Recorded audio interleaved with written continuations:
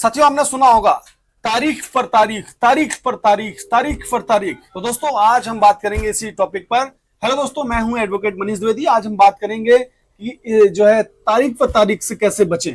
तारीख पे तारीख वाली प्रॉब्लम, अगर आप भी इसी प्रॉब्लम का सामना कर रहे हैं तो इस वीडियो में मैं आपके कुछ प्रैक्टिकल टिप्स और लीगल रेमेडीज दूंगा जो आपको हेल्प करेंगे जल्दी से केस रिजॉल्व करने में। चलिए शुरू करते हैं। पहले पॉइंट है साथियों, तारीख पर तारीख का मतलब और उसके कारण क्या है। What is the issue of delay and why does it happen. सबसे पहले समझते हैं कि ये प्रॉब्लम होती क्यों है। तो साथियों, पहला प्रॉब्लम है ओवरलोडेड केसेस, यानी कोर्ट में केस का बोझ ज्यादा होता है। दूसरा प्रॉब्लम होता है लॉयर्स का डिले, यानी कुछ लॉयर्स जहां जानबूझकर तारीख मांगते हैं। तीसरा होता साथियों अपोजिशन पार्टी का नॉन कोऑपरेशन, दूसरी पार्टी इंटरनेशनल इंटेंशनल डिले करती है।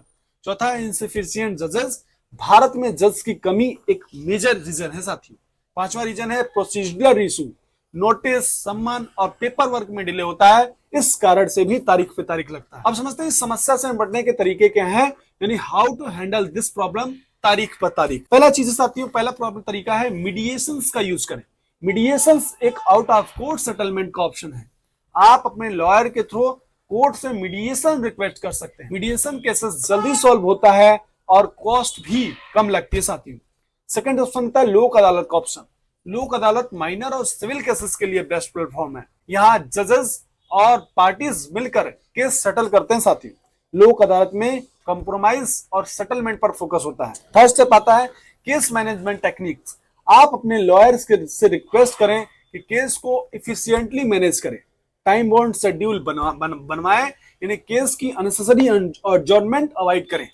फोर्थ स्टेप आता है application for fast track hearing.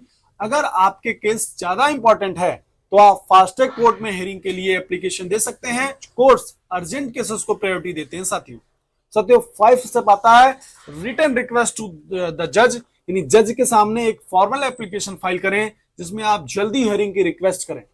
साथियों, इंश्योर करें कि आपका एप्लीकेशन वेल ड्राफ्टेड हो और प्रॉपर रीजन दिए गए हो तो आपकी सुनवाई हो सकती है।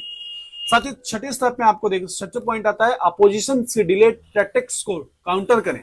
यानी अगर दूसरी पार्टी जानबूझकर डिले कर रही है तो आप जज के सामने इसका इशू रेज करें।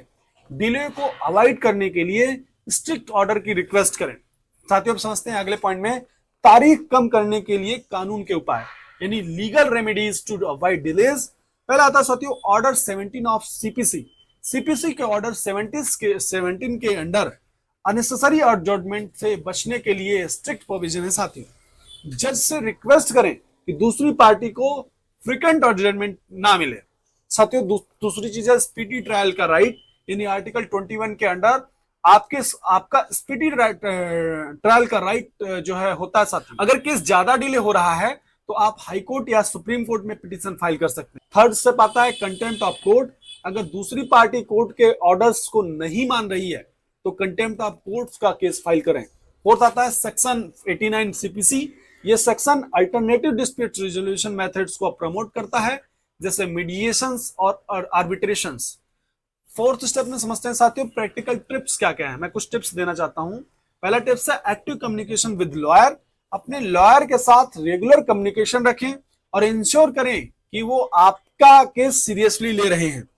सेकेंड स्टेप में आपको देखना होगा प्रॉपर डॉक्यूमेंटेशन, यानी सारी डॉक्यूमेंट्स रेडी रखें और हियरिंग के टाइम सब एविडेंस को प्रेजेंट करें। थर्ड स्टेप आता है फॉलो डेडलाइंस। कोर्ट के दिए गए टाइमलाइंस का स्ट्रिक्टली फॉलो करें।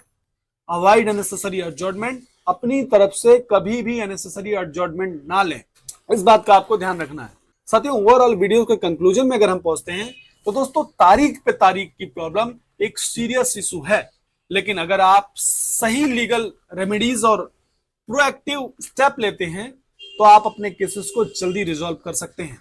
अगर आपको ये वीडियो हेल्पफुल लगा हो तो इसे लाइक करिए, शेयर करिए और सब्सक्राइब करना ना भूलें। मिलते हैं नेक्स्ट वीडियो में, तब तक के लिए जय हिंद, जय भारत।